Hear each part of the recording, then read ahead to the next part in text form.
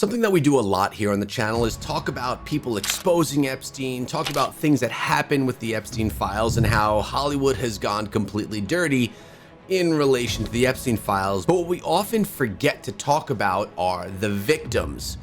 Well, that changes today because starting today, I'm starting a brand new series. We're going to be sharing information, details on the victims of all of these Epstein crimes, as well as victims from evil Hollywood. If this is stuff that you're interested in following along with, please subscribe.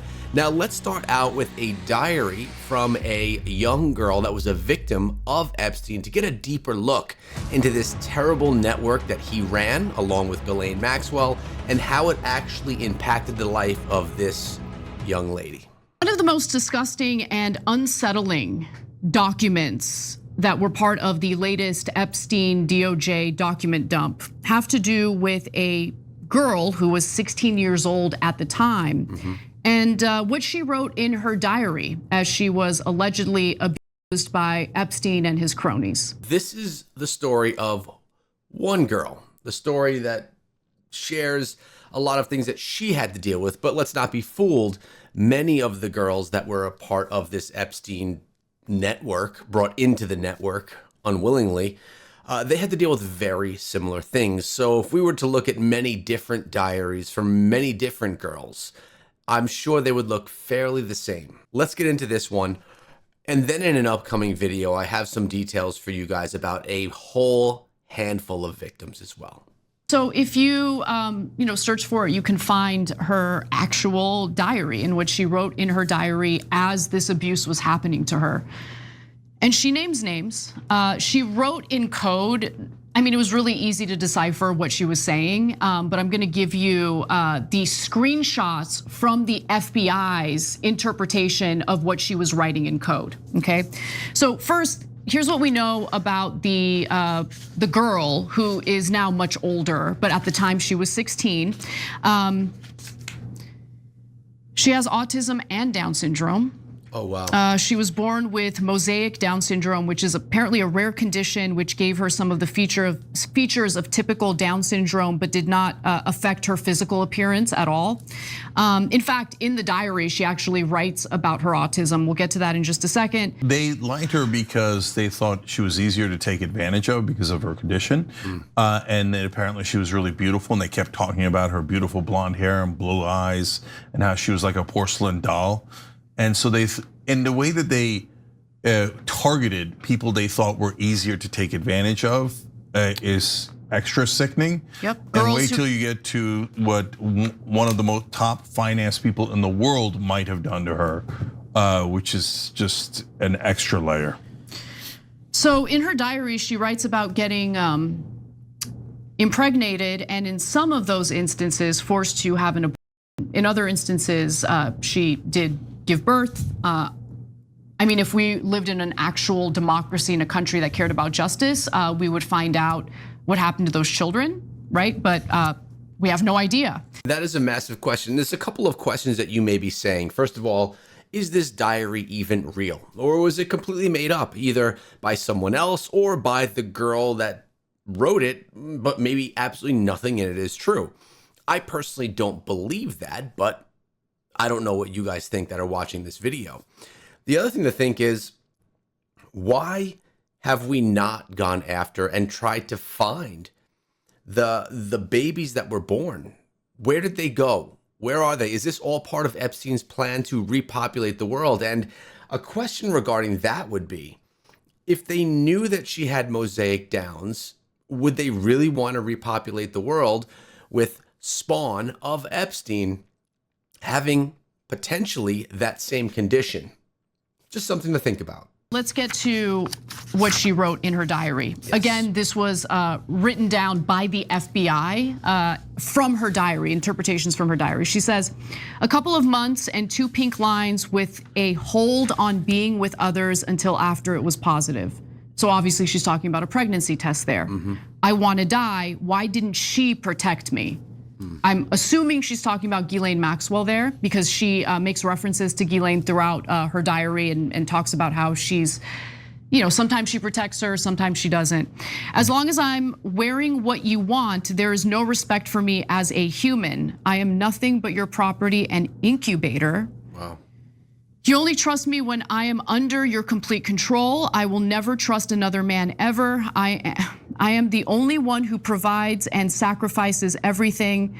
I give and give out of terror, and you take all of me. You need me to continue keeping us all connected. Okay, so there she is mentioning that she's like an incubator. She continues, my heart belonged to her. She was so very beautiful. She was perfect. I can't bring myself to write what happened. I am beyond broken. She's talking about a baby here. Yeah. Okay. I only got 10 to 15 minutes to hold and feed her before they took her. She is mine. I want her back. Distraught. This is absolutely terrible.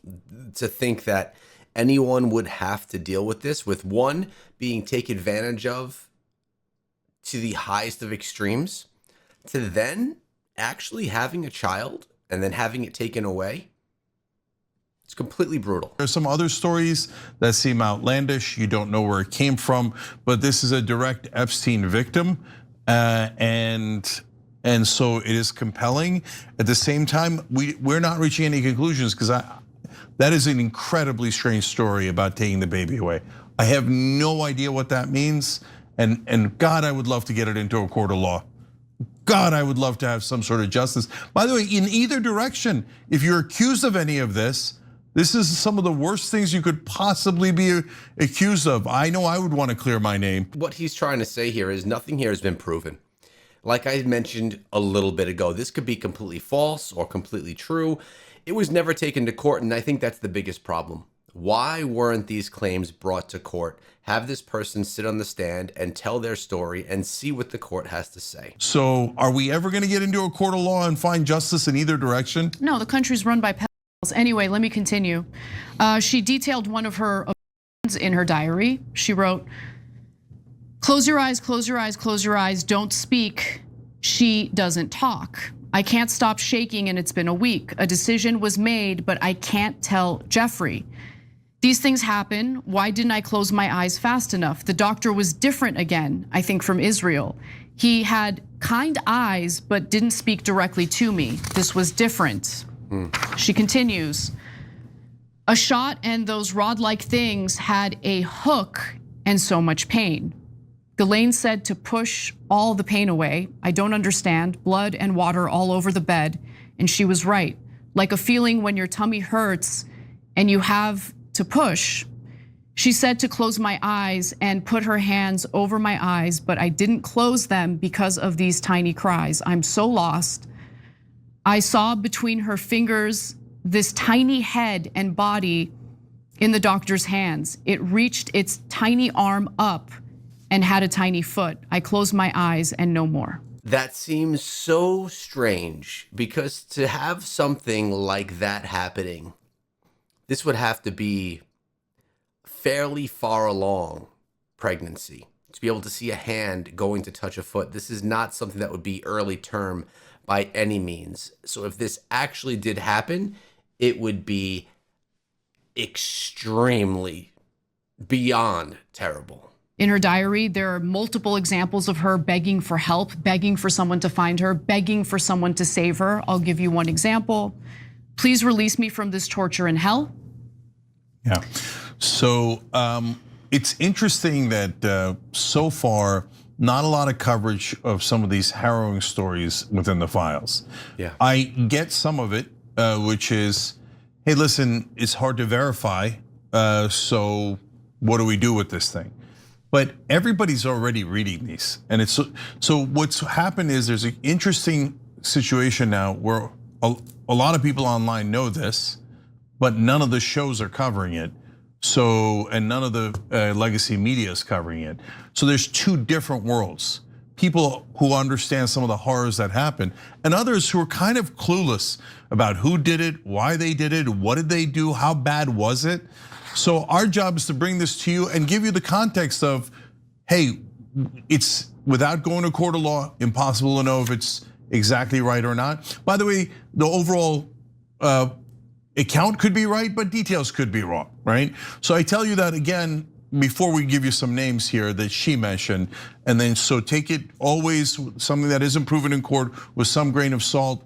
Your decision on how you choose to deal with this information. But our job is to present that information to you and not to hide it from you. He's being super safe before he shares these names. Very understandable as someone who does this type of thing for a living as well. Now, he mentioned legacy media. And it's funny because in the comment section, which I actually do look through all of the comments that come through in these videos, I've seen many people in the comment section, some of you guys, saying things about how I can't believe this is happening. I never saw this on TV. Legacy media is never going to talk about these things. Television is not going to talk about these things. And the reason is we talk about Jeffrey Epstein, we talk about evil Hollywood, and the reality of it is they are one in the same. There is so much crossover between those two worlds, which include so many of the people involved in what's on television. It's just a very dark place, and it's something that's never going to be covered there, which is why you need to come to other media sources such as YouTube to find out the truth, or at least to see what's being said that's not being shared anywhere else. She does name names in her diary. We'll begin with someone who allegedly committed in prison, Jean-Luc Brunel. He was one of the people who was supplying girls to Epstein. She writes in her diary, Jean-Luc Brunel is a disgusting pig with bad breath, and I am almost positive does these disgusting things because he is struggling with maybe being gay. 6 weeks wasn't even given before being sent back, punishment for trying to run. Why can no one help me? Ghislaine is gone. I am so lost and my heart is broken. Is this my destiny? So one quick thing about Jean-Luc Brunel. So I didn't know much about him until recently. So he's a guy who's in the modeling business, and then they get involved in Epstein's assembly line of young underage girls who get funneled to powerful people. So in fact, I think that the press does an interesting job of almost diverting your attention by just talking about the famous people and not about who organized this. I mean, look at the level of detail here. People, this is a very organized process. If you believe this story, she gets shuttled around between different people. You're gonna see more of that in a second. And there's an organization here, right? And then when I found out that Jean-Luc Brunel died in prison, committed suicide in prison, I was like, oh. And then as you were looking through the files, there's another woman who said she was part of it and that they were gonna kill her, and then she dies right afterwards. Yep. And so there's a lot of suicides around this story, and I now don't believe any of them were suicides. And I agree, yeah. You can say, how dare you? The government has already ordained it that. Well, you must bow to the government. The same government that was hiding all this? Yeah, the government has lost credibility. Okay? Yeah, the government has zero credibility. And it doesn't matter who's in charge. Biden, Trump, Democrats, or Republicans, they all have zero credibility. I actually agree with what he's saying there, because I've said this before also. This is not a political debate, whether you're Republican, Democrat, or whatever it is you choose. It's about right from wrong. It's about evil from kind and good. And what we're talking about here is evil, and it's on both sides of Democrat or Republican. I think he said it very well there when he mentioned that. It's important. So let's move on to the financier, who was also mentioned in her diary. And the financier I'm referring to is investment banker Leon Black. So this next graphic will show you what I mean when I say that she writes in code. It's not really code. So let's take a look at the next graphic, graphic 7. It's another poem that she titled Stopped Dead. And right next to the title of the poem, you'll see the name Leon Black. That's the way that she would write in code, right? Instead of writing from the left side to the right, she would like write words up and down like that. Okay, so she mentions Leon Black there, but that wasn't the only time she mentions Leon Black. Let's go to the next one. So she met Black in New York City in 2000, and he was introduced to her as Epstein's special friend. So this is directly from her diary entry about this, and decoded, it says the following. Even though Ghislaine said it was best to take me home because Mr. Black is so important for some reason, my health, this is going to be hell to pay, or there is going to be hell to pay. I ruined their trio, and I am dramatic, when that fat F bit me, he threw me on the floor and got blood all over Jeffrey's carpet, and I am the issue. Who the F bites someone? Sick. No one is that important, and Leon can go F himself. I hate New York. So there had been some reporting about this a few years ago, actually. So in 2023, I came across this Newsweek piece about allegations made against Leon Black. And I'm gonna read you the excerpts. Black retired from his investment firm Apollo in July 2021 after a review found he paid Epstein $158 million for financial advice between 2012 and 2017 after the pedophile's criminal conviction. Interesting. So as I read that piece, it did make mention of one of Epstein's victims accusing Leon Black of biting her in her private area to the point where she bled. So regarding Leon Black and many other people that were in similar situations, he was utilizing Epstein as financial advice. He was getting expert financial advice from Epstein, paid $158 million to Epstein to advise him on how to basically pay less taxes and make more money. This went on even after everyone already knew of Epstein's original crimes, but he still chose to do this, and many people that worked with Epstein probably made a similar choice because Epstein was saving them a ton of money. Then some of them, in this case, would take it to the next level and engage with the young girls and the whole Epstein network stuff outside of just the financial advice and accounting and all of those tax type things that went on there as well. So there's definitely two tiers of things. Well, tier one is you know what Epstein does and you stay away. Tier two, you know what he does, you still involve yourself with him for whatever reason. Tier three, you're involving yourself so that he can advise you to make great financial decisions and save a ton of money. And then tier five, you're engaged in the entire network and you're doing everything that he's doing. There's even more harrowing stuff in there about the nature of that particular about how she was expecting that he was going to be like Epstein, and Epstein gets massages and then he proceeds to sex, etc., and is apparently not usually violent. Whereas Leon Black slammed her on the massage table, according to her, so hard that it knocked the wind out of her, and then started ripping her clothes off, bit her, and she started screaming, and he would constantly cover her mouth. And so now, guys, in terms of how do you judge this one? You know, first of all, everyone makes their own judgment call about things that haven't been proven in court. But $158 million, well, he says it was for financial advice. Wait a minute, Leon Black is one of the top financiers in the world. If you need financial advice and you need to pay $158 million for it, no one would ever hire you again. That wasn't for financial There's advice. no way in the world that one financial guru asks anyone else, or let alone Epstein, for financial advice and pays them $158 million for it. That was hush money. That was to be involved in what Epstein was doing. He's making a great point about a financial advisor to get financial advice from Epstein, and a successful one at that.